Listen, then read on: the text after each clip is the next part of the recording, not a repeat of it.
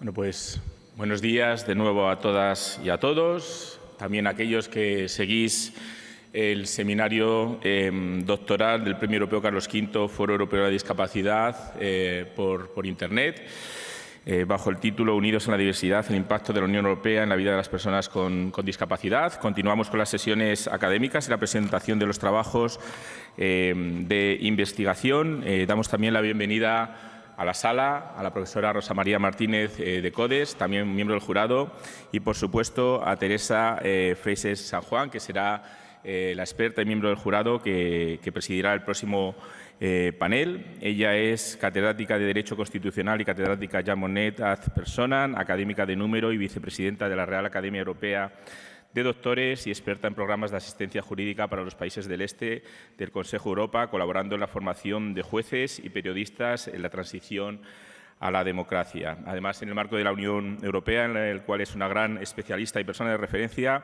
ha participado en la elaboración del Tratado de Ámsterdam, ese tratado que mencionábamos al principio de este acuerdo, donde precisamente se recoge los derechos de las personas con discapacidad y su defensa. También el Tratado de Lisboa, y ha dirigido el National Focal Point de la Agencia de los Derechos Fundamentales de la Unión Europea y del Instituto Europeo para la Igualdad de Género. Preside además el patronato de la Fundación Cultura Libre, el Centro Libre Arte y Cultura y la organización internacional Citizens Pro Europe. Es además miembro del patronato del Instituto Hermes para los Derechos de Ciudadanía Digital, así como del Consejo de Honor Gender 5+. Y para nosotros, además, es un gran honor porque es también miembro del jurado del Premio Europeo Carlos V. Así que, sin más dilación, Teresa, muchas gracias una vez más por acompañarnos y tienes la palabra.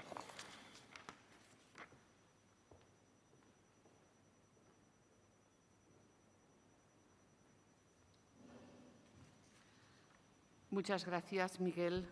Muchas gracias a la Fundación, director, querido amigo, por permitirme otra vez estar aquí con los amigos del jurado, que ya prácticamente somos como una familia, porque nos vamos encontrando aquí y pasando estos días tan gratos, tan agradables y en un marco siempre incomparable, porque el del monasterio de Yuste lo es, pero este también es maravilloso, es magnífico. Yo agradezco mucho que me invitéis a este seminario. Es muy importante este seminario. Yo lo tengo catalogado como uno de los más provechosos que se hacen a nivel de seminarios doctorales, sobre todo ahora cuando las universidades, pues la verdad, a los doctorados les dan una importancia realmente inferior a la que tendrían que tener en cuanto a este tipo de encuentros y de formación, porque es necesario que eso continúe. Pocas veces se hace y esta es una de las que se hace y se hace muy bien. Además, la red que se constituye a través de todos los participantes en estos seminarios es importantísima. Algunos de los miembros del jurado fueron de los primeros alumnos de este seminario y, francamente, pues esto le da un background importante. El tema de este año es un tema particularmente interesante. En Unión Europea ha sido un tema que lo hemos querido mucho. Cuando se elabora el Tratado de Ámsterdam, que yo participé, introdujimos todo el tema de los derechos sociales, entre ellos el tema de la discapacidad, aparte de cuestiones de igualdad, etcétera, porque no lo había en los tratados europeos. Y teníamos el protocolo sobre la política social, pero que era un protocolo que no tenía valor jurídico vinculante, y lo que hicimos fue trasladar al tratado aquellas regulaciones del protocolo que ya habían sido acordadas entre los Estados miembros de aquellos momentos y que, pues la verdad, eso ha constituido una base jurídica importantísima para toda la normativa y los programas y proyectos que han venido después. De esto es de lo que uno de los aspectos vinculados con ellos, de lo que nos va a hablar Raquel Latorre Martínez, que viene de la Universidad de Almería. No es jurista, es graduada en Sociología, con lo cual su aproximación y la mía seguro que son distintas, aunque son complementarias siempre, porque la sociología aporta también una base importante para las regulaciones jurídicas. Tiene también especialidades, el máster de Ciencias de la Sexología por la Universidad de Almería y una diplomatura de extensión universitaria en Educación Sexual Integral por la Universidad Nacional de San Luis en Argentina. Ha realizado estancias de investigación en diversos países, además de en Buenos Aires, en París, en Montreal, en Bruselas, en Wrocław, en Polonia, y es miembro del Centro de Estudio de las Migraciones y las Relaciones Interculturales y del Grupo de Investigación Género, Cuidados y Tecnociencias. Así que enhorabuena por estar aquí, porque bueno, pues ha habido una selección importante para determinar las personas que pueden ser objeto de estas becas y de estas estancias. Entonces, enhorabuena y muchas gracias por aportarnos la experiencia que ella nos va a comunicar aquí en su intervención. Yo me puedo sentar ¿dónde? Ahí, vale.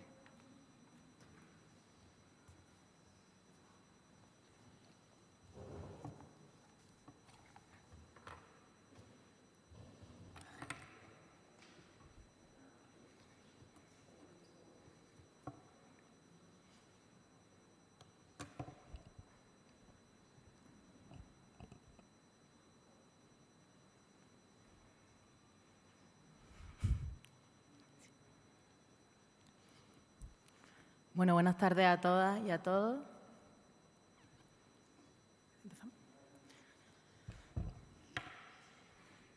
Bueno, muchas gracias a Teresa por la presentación. Enormemente agradecida de formar parte de este encuentro. Lo estábamos comentando desde ayer por la tarde.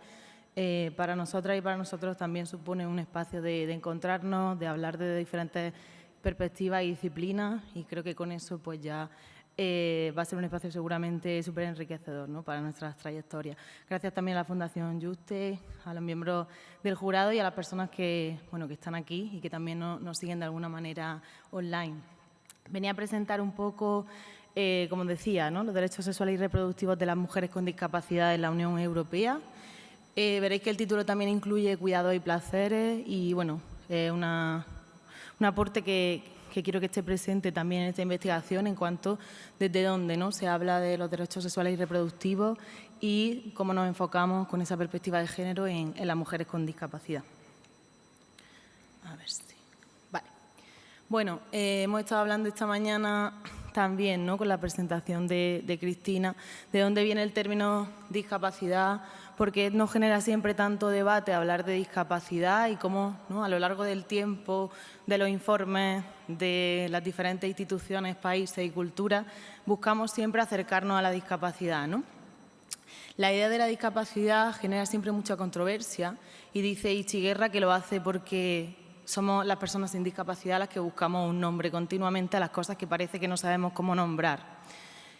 No tenemos tantos problemas para hablar de personas sin discapacidad, no buscamos tanta nomenclatura, no le damos tanta vuelta, ¿no?, porque de alguna manera están formando parte de nuestros preceptos de normalidad, de la idea concebida de lo que es el ser humano. Ahora, sin embargo, cuando salimos de ahí nos genera controversia, ¿no?, y buscamos un montón de términos que puedan de alguna manera reflejar esa realidad. También importante a quién se refleja esa realidad y desde dónde, ¿no?, que también lo comentaba la compañera esta mañana, es súper importante a través de la metodología inclusiva. Bien, ¿desde dónde ha sido leída la discapacidad? Pues normalmente de esa idea de norma, que supone andar, pensar, ver, escribir, ¿no?, desde una manera determinada, quién está ocupando esos espacios y de qué manera. Esta mañana salía también, es la idea que esconde la injusticia epistémica de Miranda Fricker, ¿no?, quiénes son las personas legítimas para aportar conocimientos, saberes y, bueno, de alguna manera para tener, ¿no?, la capacidad de influir política legislativa, económica, socialmente. Os traía por ahí alguna cita, ¿no?, también de McRuer y que luego veremos después a través de la Crip Theory. Nos centramos en una integridad corporal obligatoria, ¿no?, que ahí también tenéis el término en inglés, mucho más conocido, donde efectivamente las personas tienen que funcionar de una manera determinada y esto va a interaccionar, sin duda, lo hablábamos también esta mañana con el concepto de interseccionalidad, a través de pues otros sistemas de opresión y discriminación ineludiblemente presentes y que van a cuestionar roles, relaciones, prácticas, producción de conocimiento, siempre que todo esto salga de la idea de normalidad. Y traía por aquí una imagen, ¿no? que igual puede sonar un poco... seguro que habéis escuchado hablar del porno inspiracional, su término más conocido en inglés, inspiration porn, popularizado por Stella Young, donde habla, qué significa esta idea del porno inspiracional, ¿no? Y por qué este concepto.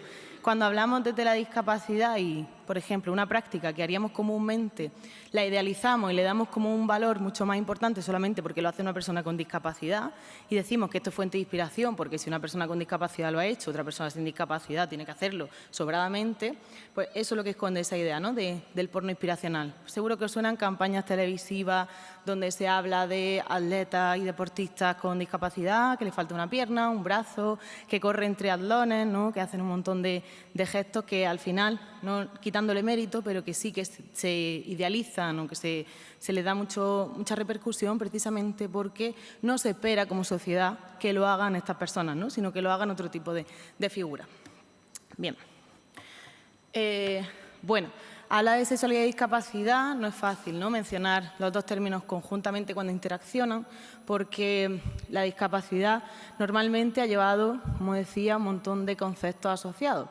Por una parte, la infantilización, súper presente en la discapacidad intelectual, la sexualidad, es decir, las personas con discapacidad parecen como muy lejos, ¿no? De lo erótico, de lo deseable, del placer, etcétera. Muchas veces se recae un cierto fetichismo, el término devotee lo reflejaba también en el DSM, cuando se empieza a conceptualizar, ¿no? La atracción de la persona hacia las personas con discapacidad como un fetiche. Esto venía también de quienes estaban representando de alguna manera cuáles eran, ¿no? Las maneras legítimas de ser erótico, de ser bello, de considerarse de alguna manera sujeto de placer. Bien, también la ayección, esa idea del sujeto adyecto propuesto por Julia Kristeva, donde se habla también de cuáles son los cuerpos, ¿no? Que de alguna manera no forman parte de nuestro imaginario colectivo cuando hablamos de sexualidad. Y, sin duda, esto confronta con las ideas binaristas de género que subyacen, ¿no? Si tradicionalmente hemos entendido a las mujeres como objeto de deseo, como más lejos del placer y más cerca también de proporcionárselo a los hombres, cerca también de esos marcos reproductivos, etcétera.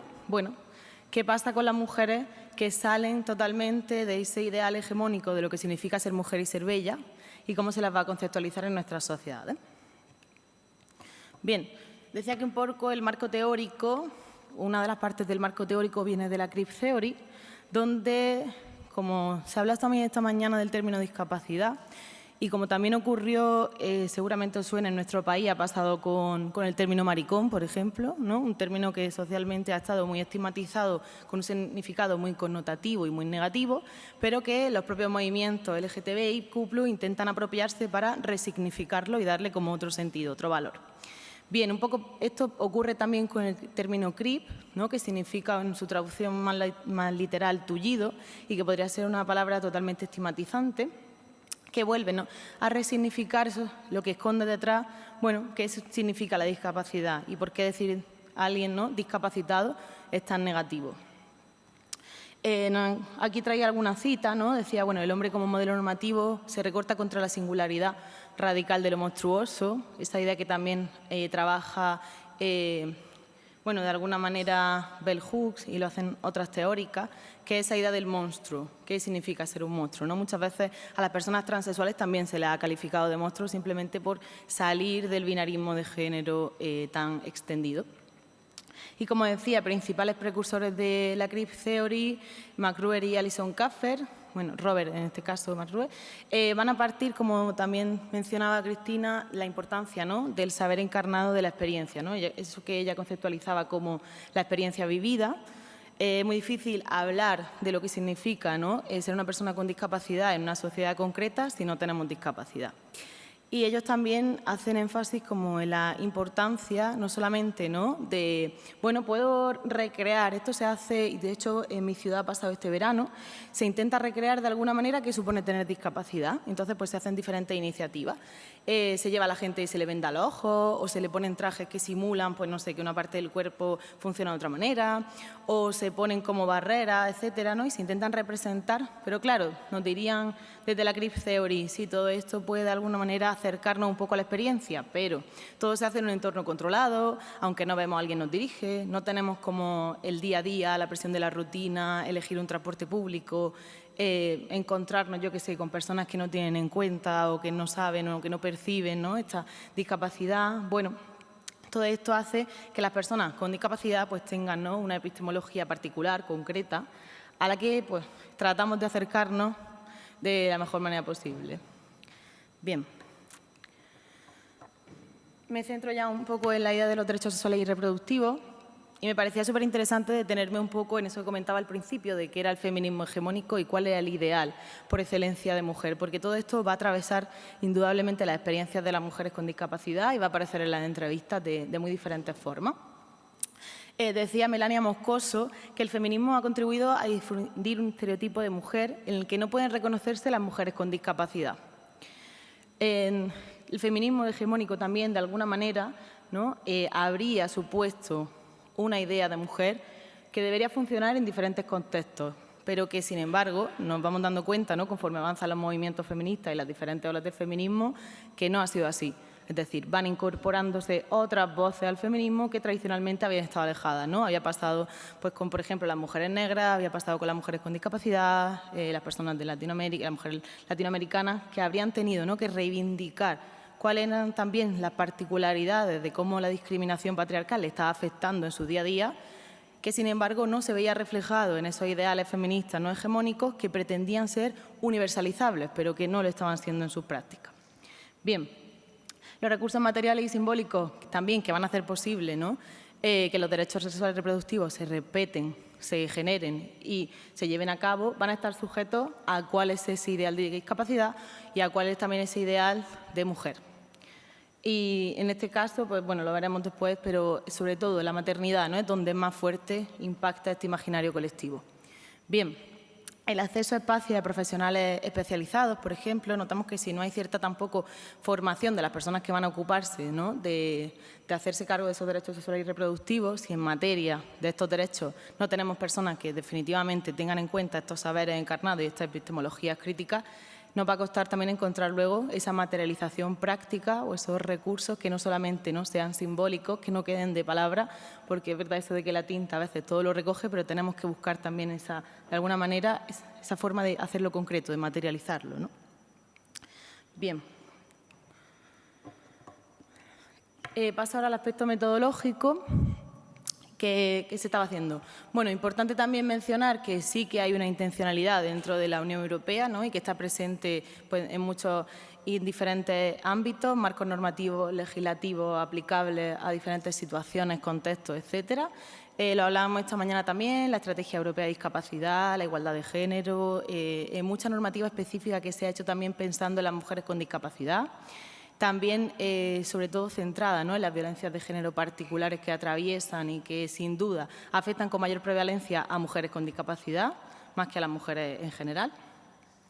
Y, bueno, como bien decía Cristina esta mañana, buscamos, ¿no?, y como Gómez Bernal explica muy bien en este artículo de 2018, ella es una mujer ciega que hace investigación, que es académica, y se da cuenta haciendo las entrevistas a otras mujeres con discapacidad que intenta ocultar de alguna manera que no sea visible, bueno, pues, esto que le ocurría, ¿no?, visualmente. Dice que, claro, gastaba tanta energía y tanto tiempo y tanta dedicación mental en no hacer visible mi discapacidad que al final, digo, ¿de qué manera estoy acercándome a la investigación, ¿no? Toma la decisión metodológica de hacer explícita su discapacidad y se da cuenta pues, de que efectivamente esto comporta otra serie de efectos, ¿no? Las mujeres con discapacidad la leen desde otra manera, la leen desde otro sitio y también trabajan, ¿no?, con ella desde otro sitio. Bueno, dice al final de qué manera intentamos también que nuestro proceso personal como investigadora no salpique, entre comillas, lo que estamos haciendo. Aunque indudablemente, ¿no?, como bueno, sabemos, pues la objetividad difícilmente alcanzable en cualquier contexto, ¿no? Bien, apelamos por tanto a los subjetivos, a las emociones, como decía, salimos un poco de lo que suponen los datos para centrarnos también en nuestro proceso, cómo esto nos atraviesa de alguna manera, por qué estudio discapacidad, por qué estudio género, por qué lo hago a través de los derechos sexuales y reproductivos. Y también fue súper importante, ¿no?, para mí respetar los tiempos, los espacios, la energía y la manera de entrevistar a las personas participantes, ¿no? Si una persona me dice, pues mira, para mí supone una complejidad porque no hay transporte adaptado, porque no está pensado, ¿no?, para que vaya a tal sitio.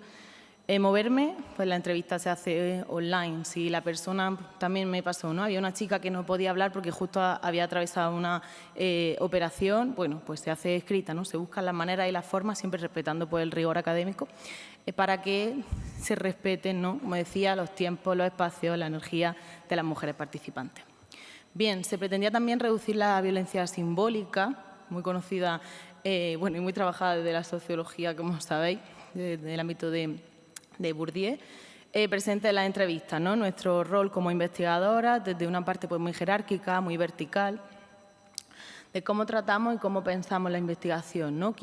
Esto lo ha tratado súper bien Cristina, yo creo que no tiene mucho sentido que me detenga aquí, ¿no? ¿Qué papel ocupamos? ¿Desde dónde pensamos la investigación? ¿Quién hace las preguntas? ¿Quién hace los objetivos? ¿Quién responde, ¿no?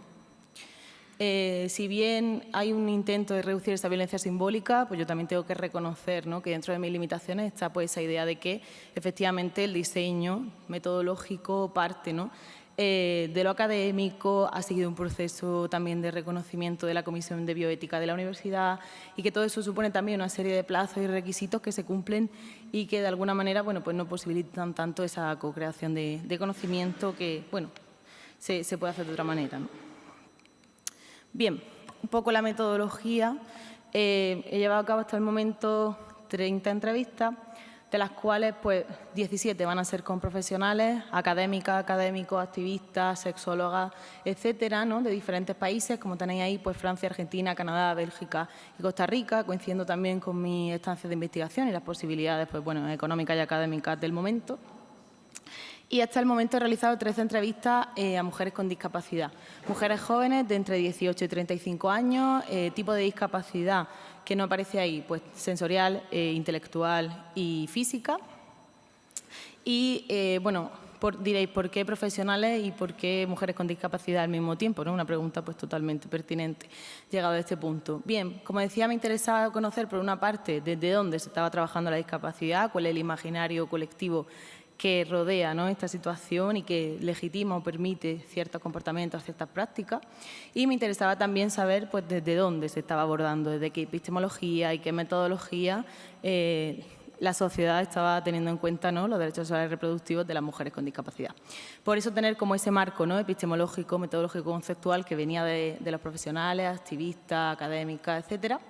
Y luego, pues, esa parte interesante, ¿no?, de la experiencia de las propias percepciones y vivencias de las mujeres con discapacidad. Importante para mí también situarme, ¿no?, dentro de la investigación. Como decía Gómez Bernal, es que mi proceso personal me influye esta investigación y obviamente va a atravesar los resultados de la misma.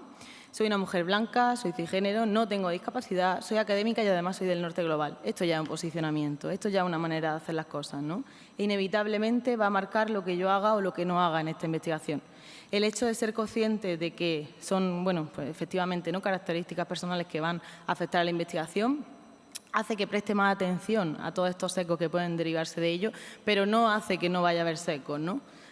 Van a estar presentes, ¿no? De eso también soy consciente de alguna manera. Bien.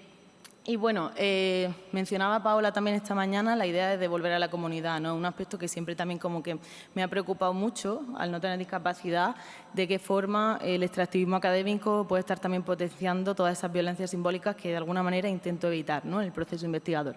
Bien, bueno, pues se me ocurrió un poco, viniendo de todo esto y en colaboración con las diferentes asociaciones, un poco mi manera, ¿no?, de acercarme a la discapacidad desde que empecé el proceso de investigación doctoral, ha sido a través de las asociaciones y las organizaciones.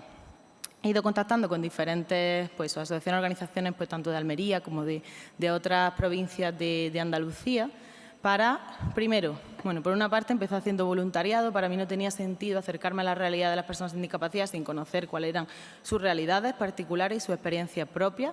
He hecho voluntariado pues, en 3 asociaciones diferentes, durante 3 años distintos, y estaban centradas pues, en diferentes tipos de discapacidad. Y luego la manera de acercarme un poco también a la población era precisamente, bueno, lo bueno que ha tenido todo esto y que creo que ha sido súper positivo es que me han identificado súper rápido como personal con el que se puede hablar de sexualidad. Es decir, yo entraba a una asociación, también súper importante para mí, ¿no? Que no sea un tipo de investigación encubierta. Yo siempre entraba a una asociación diciendo, estoy haciendo una investigación doctoral sobre tal y tal, ¿no? Y, bueno, mi idea, como os contaba, era conocer la realidad de las personas con discapacidad y acercarme un poco a sus vivencias. A través de ahí, también las asociaciones, en su derecho, ¿no? Decían, bueno, si tenemos alguna actividad que esté centrada con educación sexual, derechos sexuales y reproductivos, etcétera, pues tiraban un poco de mí, ¿no?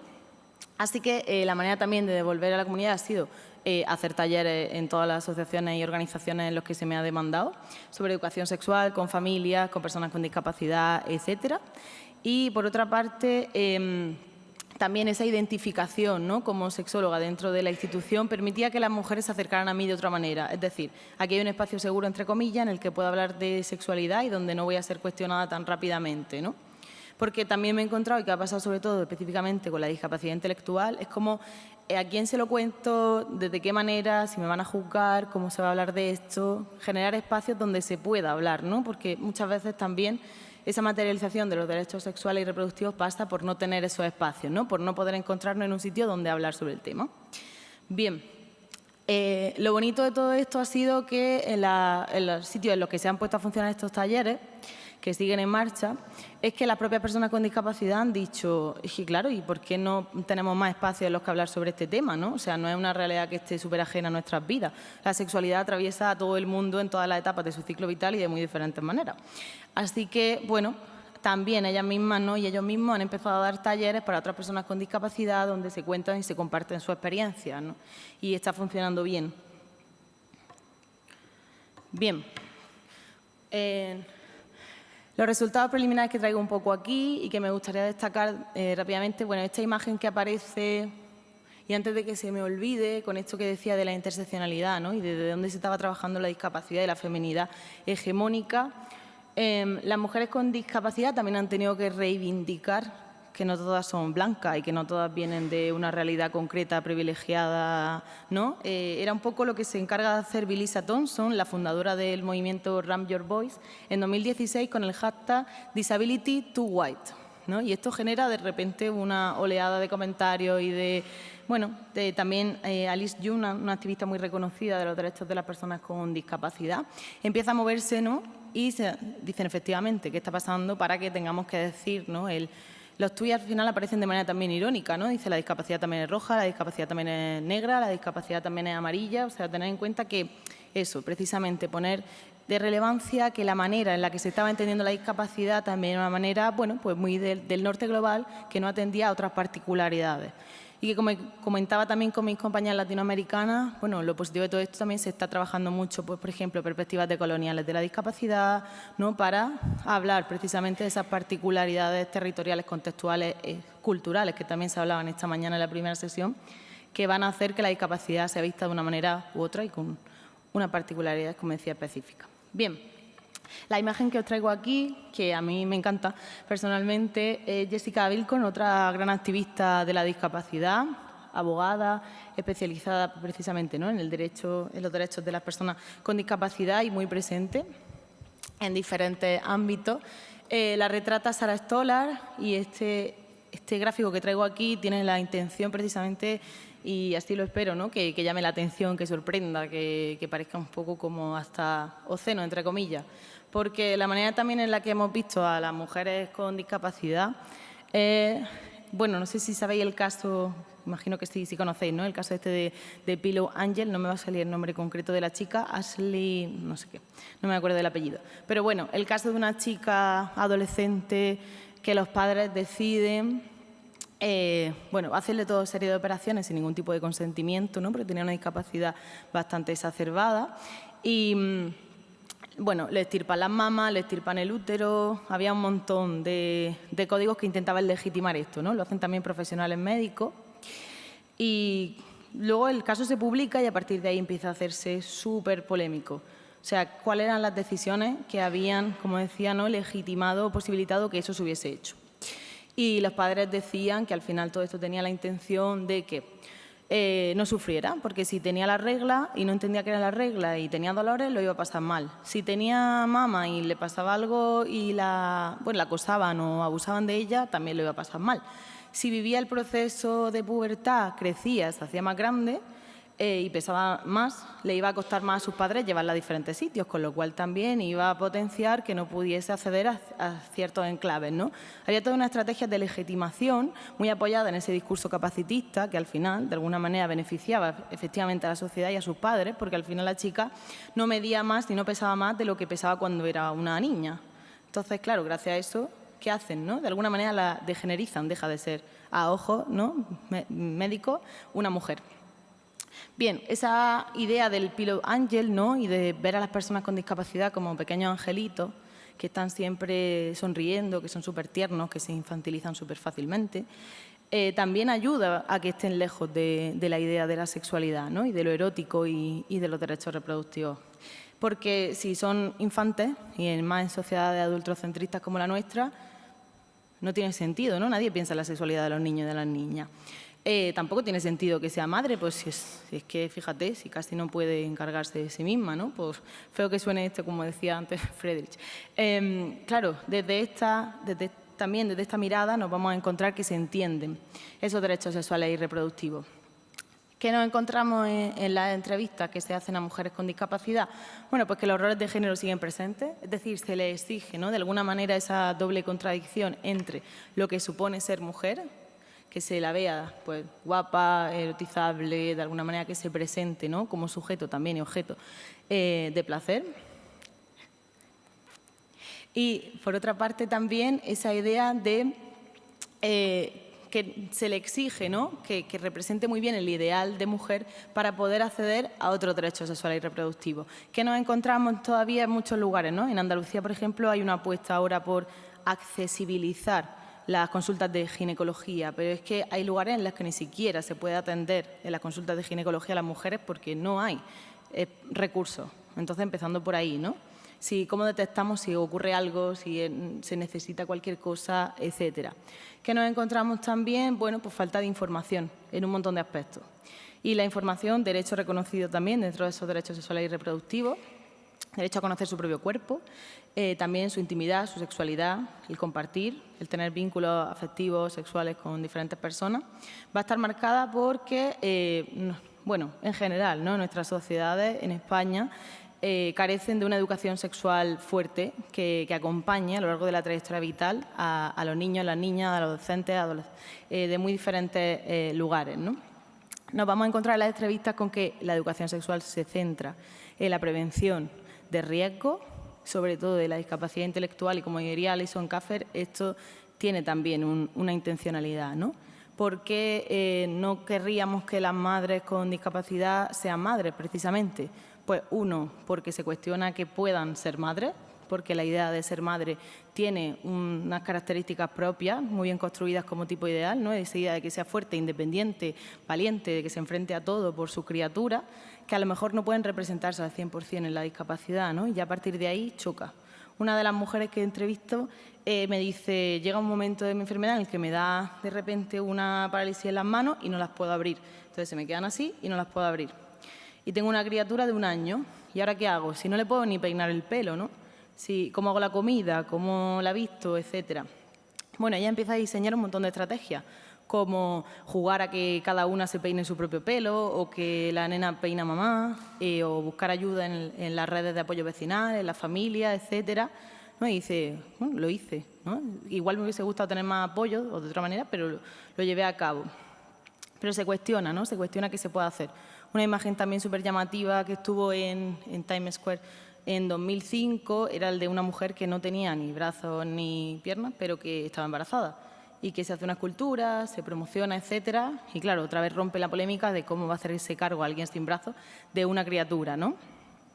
Bueno, Pues casos como estos demuestran efectivamente que todavía el imaginario colectivo no está preparado, ¿no?, para hacer frente a lo que supone la maternidad en las personas con discapacidad. Y también, ¿no?, se ven sus propios miedos y en sus propias preocupaciones. Ellas mismas dicen, bueno, tengo la capacidad de hacerme cargo de esta criatura, mis padres me dicen tal, mis amigos me dicen cual, no sé cuáles son los recursos y los apoyos con los que cuento. Falta información también en cómo va a ser el proceso. Por ejemplo, otra de las chicas que entrevistaba tenía problemas de espalda y decía, bueno, yo he tenido mucho miedo, digo, si soy madre, ya he pasado una operación, los cambios físicos que tiene mi cuerpo, cómo van, ¿no?, de alguna manera a reflejarse en el embarazo. Y precisamente hablando con otras chicas que ya habían tenido esa experiencia, ¿no?, previa, bueno, pues empieza a quitarse esos miedos y esas preocupaciones. Y ella dice, hay mucha falta de información, porque no se me contempla, ¿no?, como persona que pueda ser madre, y entonces, claro, como que todo eso también me lleva a que no cuente con, no sepa dónde acudir, no sepa con quién, etcétera. Bien, como decía, la importancia de la experiencia encarnada, algo que también salía en la entrevista de Cristina, que también pasa en mi caso. Las mujeres trans hacen mucha referencia al cuerpo, ¿no?, cómo todo pasa por el cuerpo y cómo de alguna manera es súper difícil todavía relacionarse con su cuerpo, más aún, ¿no?, bueno, pues desde la discapacidad. Esa disforia de género que aparece constantemente, la sexualidad con otras personas, en su sexualidad consigo misma, etcétera. Y luego las diferencias entre las discapacidades que son visibles y las no visibles, ¿no? Las mujeres que entrevisto que tienen discapacidad visible, esto no lo problematizan porque dicen, ya está, o sea, tú me ves venir y tú ya sabes lo que hay, o por lo menos te imaginas lo que hay y lo que no hay, ¿no? Cuando va en silla de ruedas, cuando cualquier cosa. Esto le ayuda de alguna manera porque cuando va a encontrarse sexualmente con otras personas, ya hay también, ¿no?, un cierto pronóstico de qué va a suponer o qué no va a suponer el encuentro. Sin embargo, cuando son discapacidades no visibles, las mujeres optan por estrategias de ocultamiento, de masking, de passing. Es decir, si no lo cuento, no tengo que enfrentarme a lo que supone ser, ¿no?, mujer con discapacidad. Y en estos casos, muchas veces, el placer como que se relega en pos de esa estrategia de enmascaramiento, ¿no? Y una chica también que, bueno, que entrevistaba que tenía un lado entero del cuerpo paralizado y yo le preguntaba, pero si no lo cuentas y se centra en la parte que tienes paralizada, ¿dónde está tu placer, no? Porque ahí como que difícil que se tenga en cuenta. Y me dice, bueno, como que prefiero de alguna manera, ¿no?, perder esa parte de placer para... Bueno, no tengo la confianza, no tengo la intimidad, me parece algo muy vulnerable de mí como para exponerme así ante alguien que igual solo veo hoy y ya está, ¿no?, y no vuelvo a ver nunca más. Eso también es súper importante, ¿no?, la confianza, el cuidarse mucho. Los cuidados aparecen muy ligados al encuentro sexual, al vínculo con otras personas. Sé dónde, qué espacios, ¿no?, puedo o no puedo hablar de discapacidad, y toda esa idea de cuidado que rodea, ¿no?, también el cuidado de protegerme de otras personas. Al ser mujeres con discapacidad, un discurso que ha calado mucho, sobre todo en las discapacidades intelectuales, te puede pasar algo, te pueden hacer daño, entonces como que tienes que estar siempre muy alerta. Y en las mujeres en la sexualidad siempre hemos estado muy alerta, ¿no?, porque como que de alguna manera se nos ha responsabilizado mucho de la prevención, etcétera. Entonces ese estar alerta también le quita mucho peso al placer, ¿no?, como que no nos permite estar centralizadas en otras cosas, focalizadas en otro ámbito. Bien. Como decía, una sexualidad muy presente, el riesgo, el enfoque, la prevención, y que al final, bueno, encontraba una chica que decía, yo no quiero tener relaciones sexuales con mi pareja a no ser que haya doble condón, es decir, condón femenino, condón masculino, ¿no? Bueno, esto a veces es contraproducente, en plan que haya los dos, pero como que su idea era tan de prevenirse, ¿no?, de preocuparse, de cuidarse de lo que pudiera pasar, que tenía que haber doble condón para que ella y su familia estuvieran tranquilas. He encontrado también mucha falta de espacios materiales, ¿no?, dónde se encuentran, con quién se encuentran, si viven con la familia, la situación es súper compleja porque también dependen de su aprobación para tener relaciones con otras personas, para tener vínculos de pareja, etcétera. Y cuando no viven con sus padres o con sus madres, bueno, pues la situación cambia, ¿no?, se hace también un poco más abierta. También depende mucho si tienen independencia económica, que esto es súper importante. Es decir, si no hay independencia económica, yo no tengo mi propia casa, mi propio trabajo, pues tampoco puedo disponer mucho de esos espacios. Esa vulnerabilidad también, ¿no?, detrás pues, de lo económico, del capital cultural, educativo, etcétera. Bien, y bueno, comentar simplemente quizás esos son los resultados, ¿no?, como más reseñables. Como decía, todavía esto está en curso, habrá que ver un poco cómo avanza. Pero el placer, de alguna manera, o sea, las relaciones sexuales están presentes, eso era algo innegable, ¿no? Como decía, está presente en la vida de todas las personas. Aquí, súper importante, de cara a esa segunda parte de la Estrategia Europea 2021-2030, tener en cuenta también qué podemos hacer, ¿no? Cómo podemos materializar y concretar esos espacios, esos recursos, para que todo esto también sea materia legislativa y de políticas públicas, ¿no? Porque muchas veces también encontramos esos descuidos institucionales que no tienen tanto que ver con una intencionalidad, ¿no? De no cuidar los espacios, no cuidar los recursos, no cuidar la manera de ver la discapacidad, sino también como de no prestar atención quizás a esas particularidades específicas que rodean, como decía, todo lo que sale, ¿no? de ese ideal hegemónico de lo normativo y del capacitismo. Nada, muchas gracias.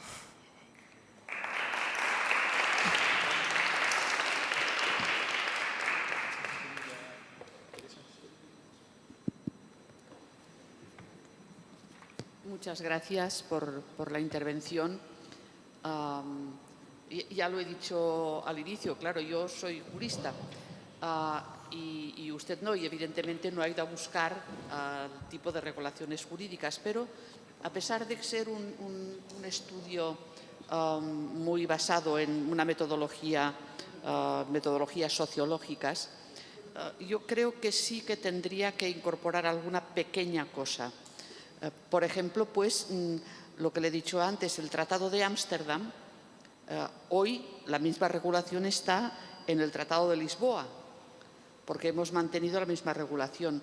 La hemos ampliado en la Carta de Derechos Fundamentales de la Unión Europea. Y también hay estudios importantes del Instituto Europeo de Igualdad de Género y de la Agencia de Derechos Fundamentales de la Unión Europea, específicamente en la materia que usted trata. En España hemos hecho una reforma constitucional. Una de las pocas reformas que hemos hecho, una es precisamente para cambiar la regulación y además con una cierta conexión con las materias de género, con lo cual creo que tendría que hacerle una referencia. Y sobre todo por una cosa, porque además de toda la problemática que usted ha planteado, cualquier persona con discapacidad puede tener problemas de estatus jurídico y sobre todo algunas cuestiones, algunas discapacidades específicas van muy conectadas porque ha habido una tendencia importante a identificar discapacidad con incapacidad jurídica y muchas veces pues se ha privado de capacidad de obrar, porque la capacidad jurídica no se pierde nunca, pero la capacidad de obrar sí, a personas con algún tipo de discapacidad. Esto está también muy controlado y regulado, porque para poder incapacitar a una persona se tienen que dar toda una serie de requisitos y toda una serie de controles. Y por lo tanto sería una ayuda importante que las mujeres con estos tipos de discapacidad que usted plantea lo conocieran. Lo que me lleva a plantearle que quizás podría usted pensar en proporcionar una serie de indicadores al respecto que sirvieran para actualizar o a veces para hacer que funcionen o que existan protocolos para estos casos en los lugares en donde tengan algún tipo de atención o relación con mujeres que presenten alguna discapacidad en este sentido.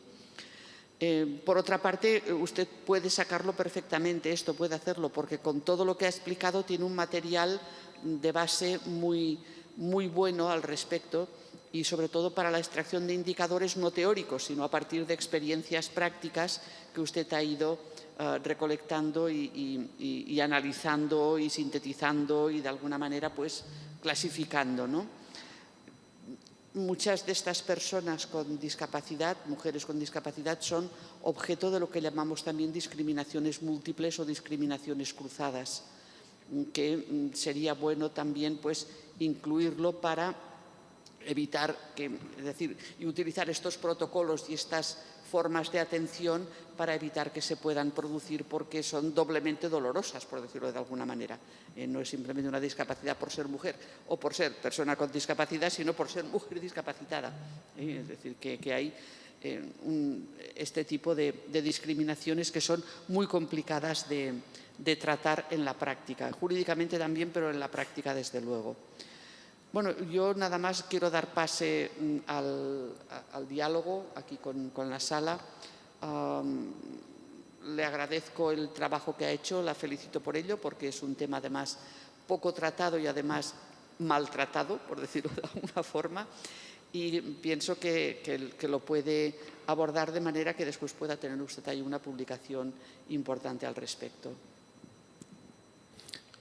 ¿Quieres responder y luego ya pasamos a las preguntas? Sí. Bueno, muchísimas gracias, Teresa, por todos los comentarios y las aportaciones. Fundamental, sí, como dice, ¿no? Tener en cuenta también ese marco jurídico que de alguna manera está presente, pero como explicitarlo y sacar esas leyes. Y bueno, me parecía súper interesante eso que comentaban, ¿no? Dejar claro cuáles son los recursos jurídicos con los que cuentan. También se me ocurría, ¿no?, a materia de comunidades autónomas, pues para tener precisamente esa capacidad de actuación y acudir a los protocolos específicos y a los lugares donde sí que se puede atender, ¿no? Y en cuanto a lo que me comentabas de la incapacidad jurídica, bueno, todo este tema es verdad que escapa un poco a mi conocimiento y a mi área de donde me especializo, pero sí que también, bueno, imagino que usted entiende mucho más que esto, sobre la idea del facilitador procesual, ¿no? Una figura que está surgiendo ahora también como muy importante dentro de materia jurídica, y sí que aparece mucho todo esto relacionado con la maternidad, cuando, por ejemplo, quitan la custodia de las criaturas y entonces tienen que acudir a los recursos jurídicos y se encuentran con que no siempre están habilitados, ¿no?, y pensados para personas con discapacidad. Y pueden perder los juicios también por eso, ¿no?, por no poder acceder bien a los procedimientos. Así que, bueno, le agradezco enormemente su comentario.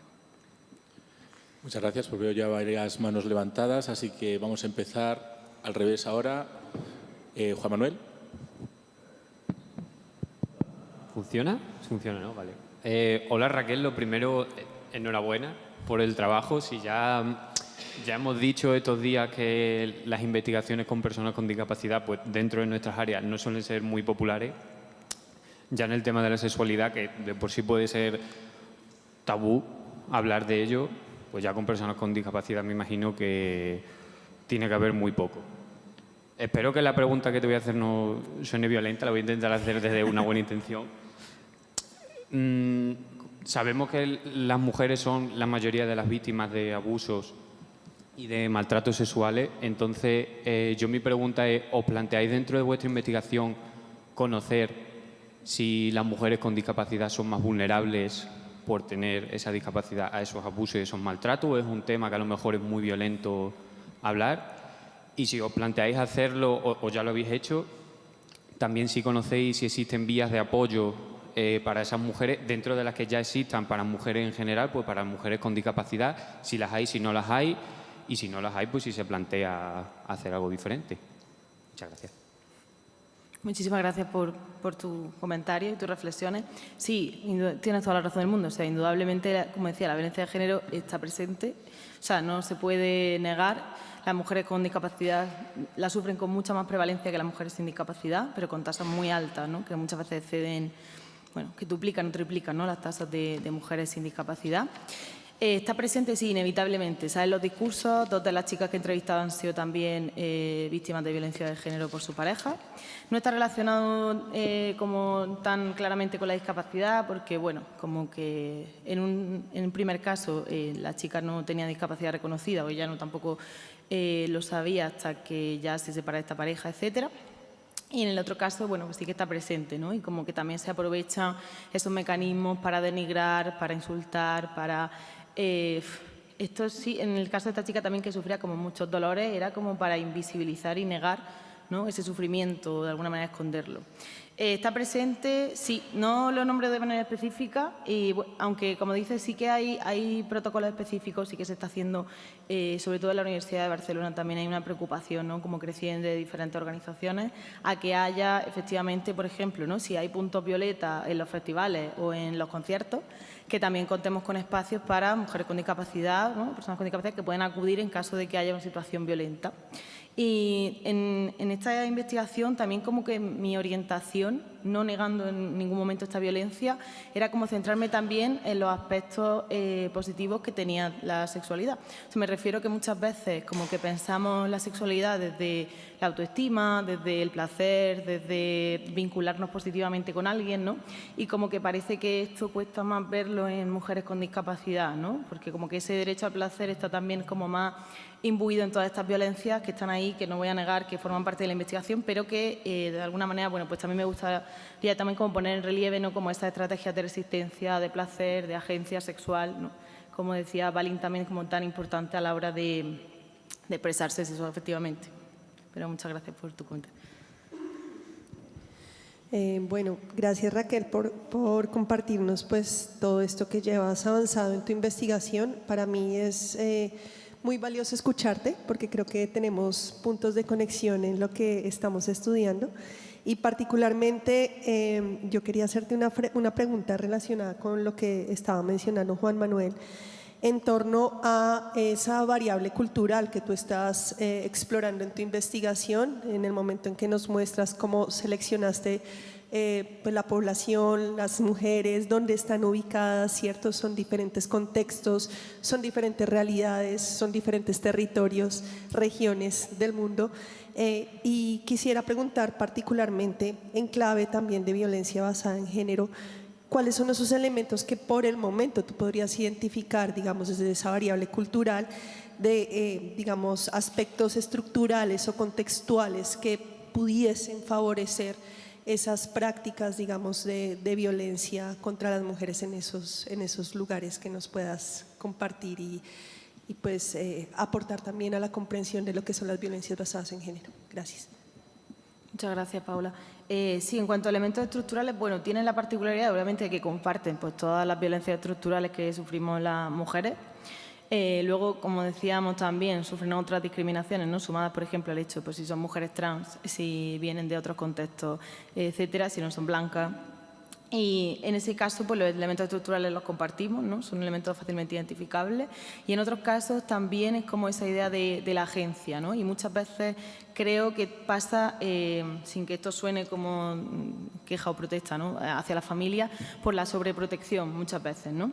El hecho de que haya mucha sobreprotección también influye a la hora de reconocerse en materia sexual, en que haya educación sexual, por ejemplo, en que accedan a diferentes recursos, en que tengan, pues no sé, desde el uso de preservativos hasta, ¿no?, la conciencia de qué son los límites, de cuáles son las situaciones violentas, de cómo… Bueno, estábamos el otro día como en un evento también científico y se ponía, por ejemplo, el caso de qué ocurriría si una chica, ¿no?, con discapacidad física iba a un concierto al que los padres pues no estaban muy de acuerdo en que fuese, ¿no? Aquí nos vamos a encontrar rápidamente con que, bueno, igual si la actitud, no digo que tenga solo que ver, es más proactiva en ese sentido, también cuenta con otros recursos, otra formación, ¿no? En uno de los casos que he entrevisto, una de las chicas dice, bueno, yo he tenido la suerte siempre de que para mis padres he hecho lo que haría si no tuviera discapacidad, entonces he estudiado en otra universidad fuera de casa, he estado en colegios mayores, he ido de fiesta con mis amigas y siempre he tenido como una red de apoyo muy segura que me ha permitido ir a todos estos sitios sabiendo que si me ocurría algo, pues me tenía que, ¿no?, tenía como ese apoyo, esas redes. Y luego también decía esta chica, pero también conozco cuáles son las particularidades de mi caso. Es decir, yo no me voy a ir a la casa de un chico que he conocido esa noche porque no me puedo mover. Entonces, si el chico, por lo que sea, ¿no?, hace algo violento hacia mí, es que no puedo salir corriendo, ¿no? Es algo como tan físico que me demandaría una huida y tendría que quedarme allí, ¿no? Entonces, como, bueno, también todo esto, ver qué se puede hacer desde esos casos particulares, ¿no? Ese reconocimiento de la violencia, de los límites, que haya otros recursos, maneras como de enfrentarse a estas situaciones, ¿no? Que al final, bueno, como digo, atraviesan a las mujeres, pero como particularmente, ¿no?, con esas situaciones específicas que se dan en la discapacidad.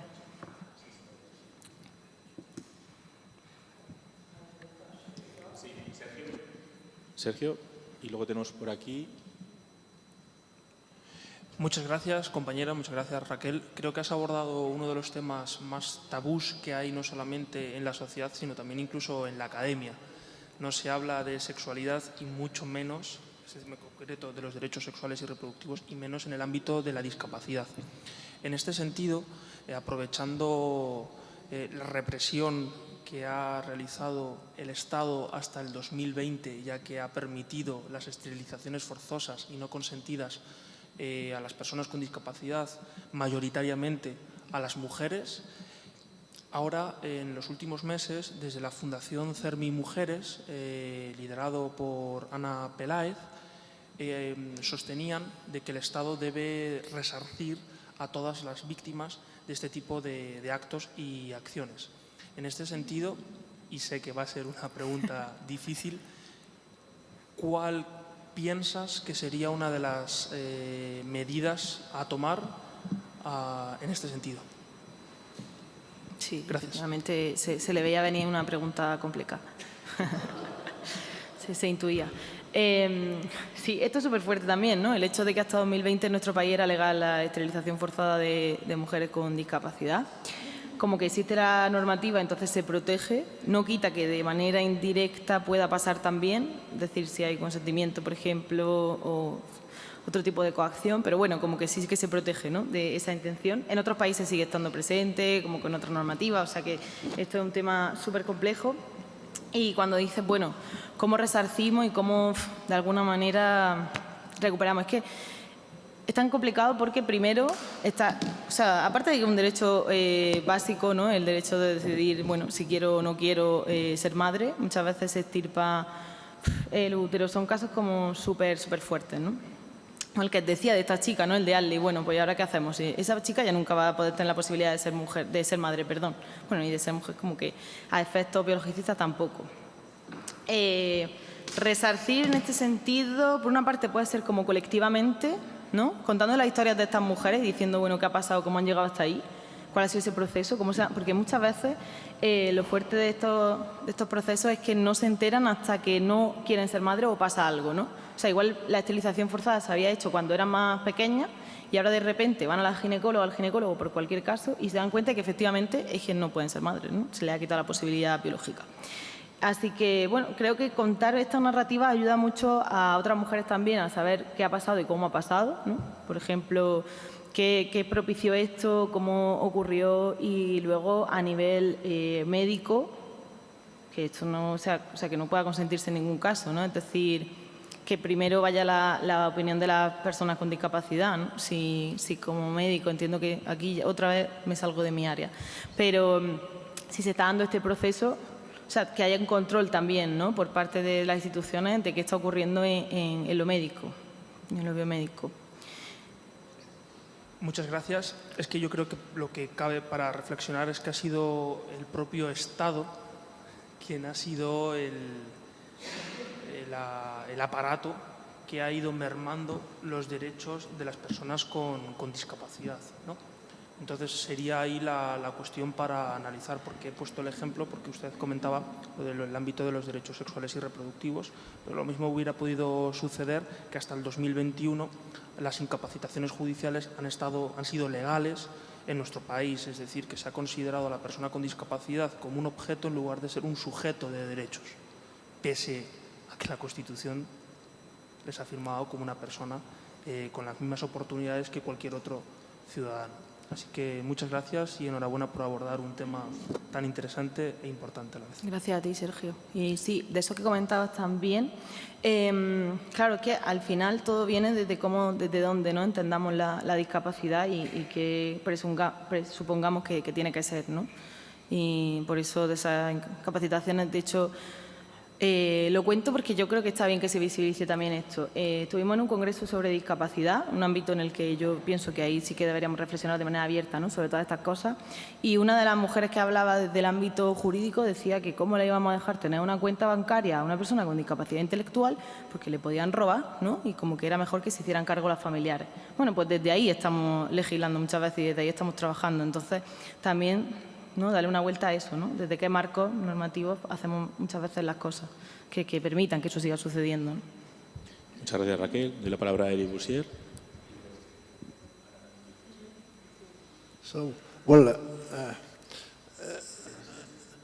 No, que si habla en francés, igual me entero también mejor. Ah, vale, porque eso. Pues nada, sí, nada, bien.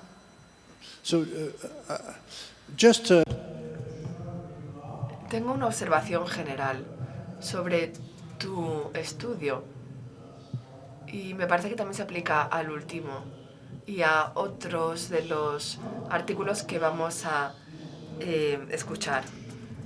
De lo que estamos hablando es de una evolución reciente del modelo europeo.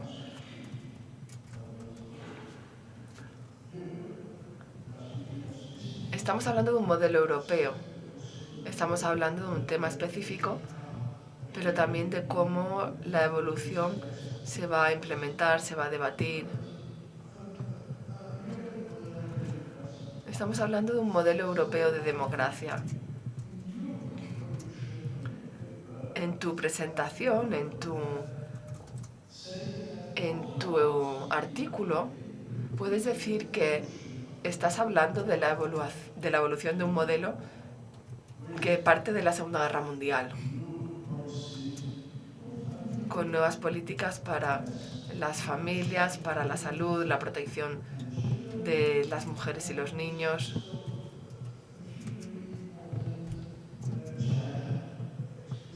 Y unos cambios muy importantes que se dieron sobre todo en los 70 relativos a los derechos de las mujeres. Todavía estamos con este modelo y la evolución del mismo es algo en lo que podemos seguir trabajando para que sea positiva. Tenemos que recordar que los estados europeos no siempre tienen el tipo de políticas de las que hablas. Durante la Segunda Guerra Mundial y después hubo países que se desarrollaron en un sentido opuesto. Por ejemplo, la eugenesia en el nacionalsocialismo. La eugenesia contra grupos concretos se dio, y sobre todo contra mujeres. Tampoco se tiene que desarrollar tanto, pero igual si añades un poco esta perspectiva, le darías más sentido a tu presentación. Muchas gracias, Eric, por tu comentario. Sí, súper interesante también lo que decía en ese sentido, o sea, cómo los cambios históricos, yo a veces también soy muy crítica y no quiero que eso signifique como que no se está avanzando, o sea, se está avanzando, pero sí como que hay que tener en cuenta cuál es, bueno, lo que estamos haciendo y creo que haremos también estos días, ¿no? Cuál es nuestro objetivo común, que es el de construir sociedades más inclusivas y más justas y más respetuosas, ¿no? con la discapacidad. Y lo que comentaba, bueno, es verdad, o sea, a partir de la Segunda Guerra Mundial hay un cambio muy importante en Europa. Y es que, claro, todos esos heridos de guerra y mutilados que quedan en nuestras sociedades empiezan a marcar también otro espacio diferente para las personas con discapacidad, ¿no? Ahora van a formar parte de la sociedad inevitablemente y son muchas, porque las guerras pues, tienen como consecuencia, sobre todo, ¿no? Que hieren a las personas o las matan. Y a partir de ahí empieza a intentar, ¿no? Como verse ese aspecto y desarrollarse y tratarse de otra manera, ¿no? Conceptualizarse de otra manera. Y súper interesante también la historia de nuestro país, bueno, cómo la guerra civil también había dejado esos heridos de guerra y cómo tenían diferentes categorías en función de si pertenecían a un bando o a otro, ¿no? Esto de cómo se había legislado el cuerpo, si no me equivoco, lo voy a decir regular, pero el cuerpo de caballeros mutilados, ¿no? de la guerra, y cómo de ahí, ¿no? Partimos un poco y a partir de ahí empieza también a exigirse, cuando entra la transición democrática, otro escenario de derechos, ¿no? Para las personas con discapacidad.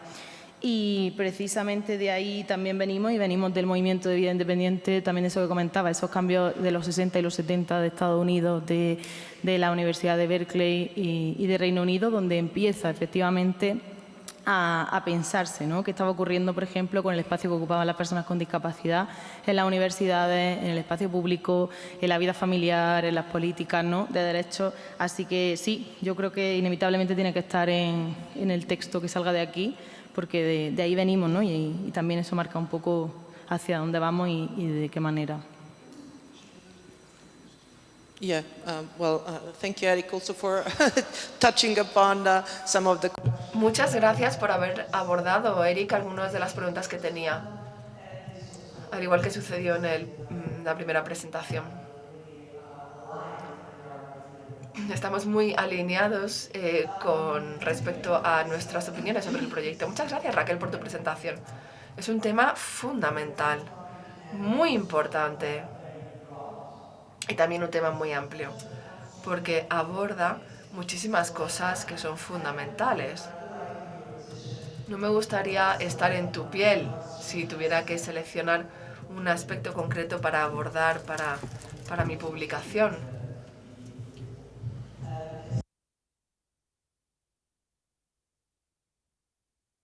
Porque tu artículo, tu trabajo final no va a poder abordarlo todo.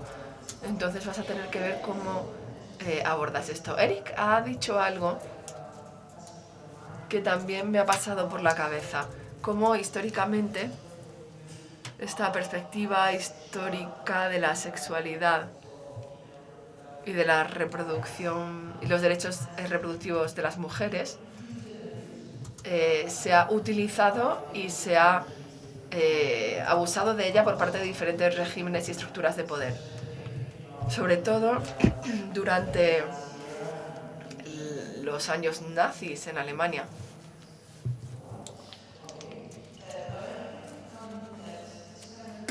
Creo que esta investigación nos va a ayudar, este tipo de investigaciones nos van a ayudar a pensar en cosas que están interconectadas, pero creo que la principal aportación de tu investigación, tal y como yo la vea, es entender mejor las necesidades de las personas, las necesidades de las poblaciones afectadas. Tengo una pregunta acerca de la cuestión metodológica de tu investigación. Dices que realizaste diferentes entrevistas. Me interesa cómo organizaste las entrevistas y cómo planificaste las preguntas, es decir, si querías mapear las inquietudes principales, porque has entrevistado a diferentes categorías, a mujeres, pero no has hablado mucho de la edad. Probablemente ese tema sea importante. Si había diferencias en cuanto a la distribución geográfica de las mujeres entrevistadas. Igual podrías hablar un poquito más de la metodología. No me interesan tanto las similitudes como las diferencias que te has encontrado. Gracias por tus comentarios. Sí, toda esta parte de la visión histórica, bueno, de cómo han cambiado los derechos reproductivos de las mujeres. Creo que Eric también comentaba, ¿no?, que pasaba en el nacionalsocialismo, por ejemplo, cuando se asesinaba directamente a las personas con discapacidad, ¿no? Esa visión eugenésica súper, bueno, controvertida y de la que no parece que terminemos, ¿no?, de separarnos en nuestras sociedades. Con respecto a lo que me preguntabas sobre la metodología, son mujeres de entre 18 y 35 años de edad, son, bueno, conceptualizadas como jóvenes y se ha entrevistado fundamentalmente a personas que forman parte de la Comunidad Autonómica de Andalucía, que es donde yo vivo y donde, bueno, tenía más acceso a la población. Sí es verdad que hay algunas chicas de Galicia y, bueno, fuera de la comunidad, sí, puede que de Madrid. O sea, como que en realidad casi que la mayoría de las personas vienen de Andalucía, que un poco por el acceso que he tenido también a las asociaciones y a las personas con discapacidad. Bueno, pues también sabiendo que al final en una tesis como que los recursos económicos no son ilimitados, ¿no?, para poder desplazarse territorialmente. Y en cuanto a las diferencias que había, me preguntabas también, que no he hablado mucho, ¿no?, de cuáles eran las diferencias regionales que encontraba. Pues fundamentalmente en la comunidad gallega hay una figura muy extendida que no ocurre en Andalucía, que son las personas que tienen apoyo en la vida diaria, pero como que hay una persona que se encarga, no me va a salir el nombre, si alguna se acuerda, si... Bueno, una persona que presta apoyo en diferentes aspectos de la vida que existe en otras comunidades autónomas, pero que no tiene tanta financiación económica. Entonces, como que en Galicia sí que hay una presencia bastante exacerbada y esas personas como que acompañan a hacer tareas, pues desde limpieza del hogar hasta acompañar a sitios, ¿no? Entonces, esto permite que las personas sean más autónomas, ¿no?, que puedan decidir, pues, que no tengan que estar pendientes de la familia o de las parejas o de los amigos para ir a los sitios, sino que a través de esas horas que tienen de ese servicio público, que además es gratuito, pues que también, ¿no?, les permita de alguna manera hacer otras cosas. Que, sin embargo, en Andalucía, pues, desgraciadamente no está tan desarrollado ni porque me parece que la comunidad gallega es el sitio en el que más ¿no? Personas de esta ahí por ratio personas con discapacidad. Entonces, claro, eso también permite, y a lo que iba, ¿no? Esas diferencias regionales que dices, no están tan lejos, pero sin embargo la calidad de vida de una persona gallega con discapacidad y de una chica, ¿no?, de Andalucía cambia sustancialmente, ¿no? O sea que sí que hay ahí y que en futuras investigaciones, o sea, como se sigue haciendo entrevistas, pues sería un aspecto súper interesante a explorar, ¿no? ¿Qué está pasando con esa figura? Y... Gracias. Bueno, Raquel, me ha encantado el tema. Además es un tema que con el profesor Huissier comentamos anoche. Fíjate, teníamos interés en escucharte. Lo que voy a hacer no es una pregunta, es una observación y que va en la línea del trabajo de Cristina. Refleja cómo se concibe la sociedad, que sea española o de manera general, concepción funcionalista de la sociedad. Y podemos remontar al nazismo como podemos remontar antes y vemos que en la evolución de la concepción de lo que es la sociedad, desde el papel recientemente, entre comillas relativo, desde el papel de la mujer en la sociedad hasta el tema que nos importa, como el tema de la discapacidad. ¿Cuál es el papel de esos individuos, o prefiero decir individuos que colectivos? Porque las mujeres no forman un colectivo, los discapacitados tampoco forman un colectivo, ¿vale? ¿Cuál es el papel de esos individuos? Y a partir del momento en que tenemos si seguimos con la concepción funcionalista de la sociedad, siempre vamos a encontrarnos con intrusiones por parte de la supuesta mayoría en los derechos o las prerrogativas de los que son o las que son minoría. Con lo cual, desde una perspectiva jurídica, perspectiva constitucional, pero perspectiva también de los derechos humanos, pues tenemos textos que son también funcionalistas, porque son el reflejo de lo que es la sociedad. Por eso existe una disciplina que se llama la sociología del derecho. Bueno, a la socióloga no debería ser algo extraño, pero yo creo que es un elemento que en vuestras, tanto con Cristina, contigo y probablemente con otros y otras compañeros, compañeras de este seminario, yo creo que es algo que es útil de introducir en el contexto, porque eso explica los bloqueos, las limitaciones y a veces los cambios. Por un cambio sociológico hemos evolucionado en conceptos de igualdad, por ejemplo. Mirad cómo os invito a mirar en el pasado, cómo se concebía la igualdad en los años 70, por ejemplo. La igualdad en los años 70 era solo un tema hombres, mujeres, black and white. Y hoy, en 2025, tenemos todo tipo, y perdonad la expresión, no me gusta en absoluto, pero es que son la limitación del vocabulario, tanto español como francés o inglés, las categorías. ¿Y a qué sirve una categoría? ¿A qué sirve? ¿En qué encaja una categoría? La categoría, pues, sirve o está asociado a una visión funcionalista de algo. Creamos categorías para hacer funcionar algo. Y aquí es la sociedad. Con lo cual, hay que tomar en cuenta esto. No es solo un bla, bla, bla, algo metafísico, porque eso tiene incidencia concreta. Hasta cómo se elabora una política para trabajar con la gente de discapacidad, para regular y proteger los derechos fundamentales, como por ejemplo la cuestión de la sexualidad de las personas afectadas por la discapacidad de todo tipo. Y voilà. Muchas gracias, Freddy. Sí, o sea, al final esa era la idea, ¿no? Responder de la manera en la que se mira y la manera en la que se actúa tiene mucho que ver con que los modelos de la discapacidad siguen todavía ahí tocándose, no hemos superado ninguno, siguen coexistiendo. Sí, Rosa Cañaveras. Sí, bueno, primero felicitarte porque has hecho una intervención magnífica y enhorabuena por el trabajo, porque me uno a las palabras que han dicho, creo que es sumamente importante hablar de ello. Es un tema tabú en general y cuando ya hablamos de personas con discapacidad creo que es aún más.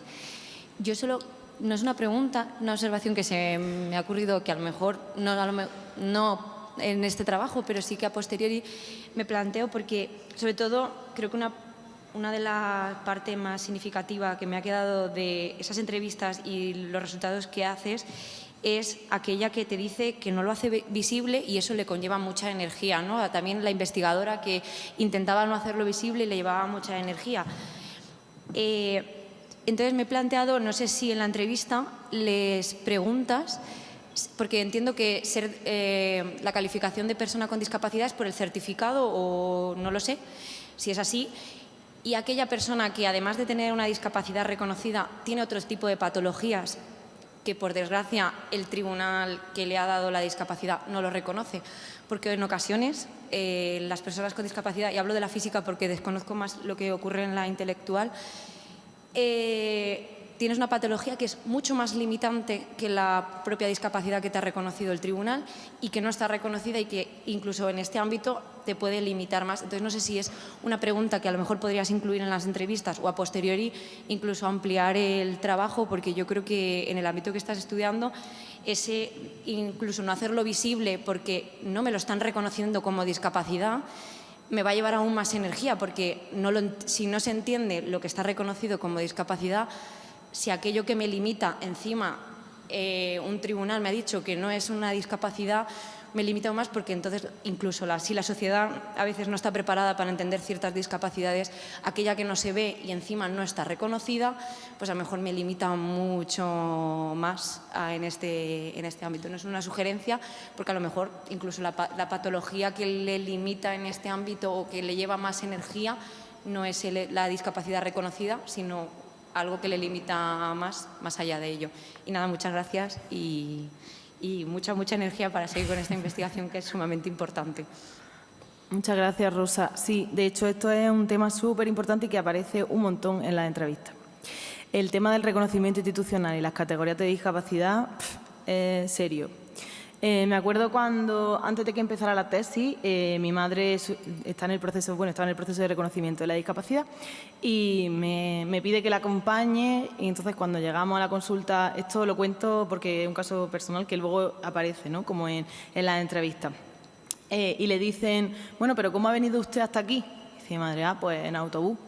Y esto fue un tema, ¿no? O sea, el hecho de que pudiera venir sola en autobús o conmigo, no sé qué, ya estaba presuponiendo que podía hacer ciertas cosas.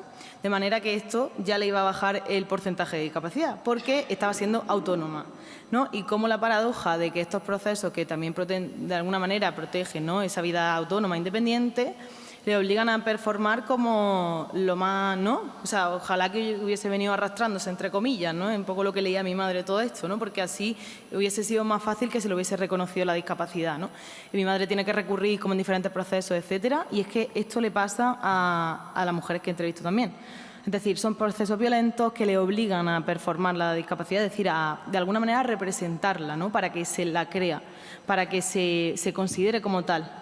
Y las discapacidades no visibles lo tienen aún más complicado porque, por ejemplo, las que refieren dolor neuropático, que es un dolor que no se ve, que no se puede explicar, ¿no?, y que lo sufren, si no está certificado como por un médico o una médica, a ver quién, que te cuenta, ¿no? O sea, es su palabra, lo que tienen, ¿no? Entonces, o por la toma de medicamentos, etcétera, como que todo esto al final también implica una serie de violencias institucionales que están detrás de ese proceso de reconocimiento que son súper complejas, ¿no? Porque, bueno, ¿cómo no implica esta doble paradoja de tengo que representar lo más fiel posible esa discapacidad, pero luego se premia esa autonomía, esa independencia, ¿no? Es también un poco el discurso público. Entonces, bueno, sí, o sea, está presente porque ni siquiera casi que hace falta preguntarlo, ¿no? Como que aparece, está dentro del guión, pero aparece, o sea, Es algo que le ha acompañado, ¿no?